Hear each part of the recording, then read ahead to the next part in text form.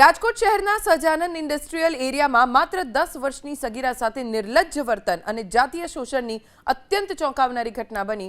મા પિતૃકૃપા નામની પંચરની દુકાન ધરાવતા 50 વર્ષીય શાંતિલાલ કાપડિયા નામના શખ્સે વેફર અને ચોકલેટ આપવાની લાલચે બાળકીને અંદર લઈ જઈ જઘન્ય કૃત્ય આચર્યું।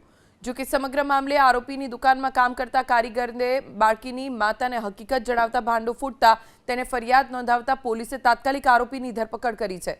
15 ઓગસ્ટે બપોરના સમયે ભોગ બનનાર બાળકીની માતા કામે ગઈ અને બાળકી ઘરની બહાર રમતી હતી।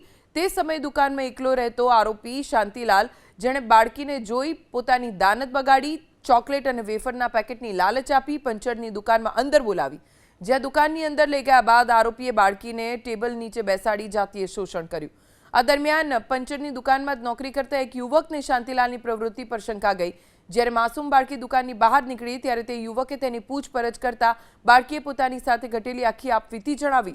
બનાવની ગંભીરતા સમજીને યુવકે તુરંત બાળકીની માતાને જાણ કરી હતી અને બાદમાં આજી ડેમ પોલીસ સ્ટેશન પહોંચી ફરિયાદ નોંધાવતા પોલીસે પોક્સો સહિતની કલમ હેઠળ ગુનો નોંધી આરોપી શાંતિલાલ કાપડિયાની ધરપકડ કરી છે।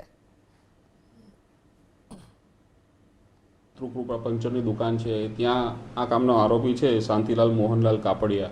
એ પંચરની દુકાન ચલાવે છે અને એ દુકાનની અંદર આ છોકરીને વેફર અને ચોકલેટની લાલચ આપીને ભોગ બનનારને અંદર દુકાનમાં બોલાવવામાં આવેલી અને એના ખરાબ કૃત્ય કરેલ છે। એ બાબતે પોક્સો એક્ટ મુજબનો ગુનો દાખલ કરવામાં આવ્યો છે। આરોપીને અટક કરી લેવામાં આવે છે।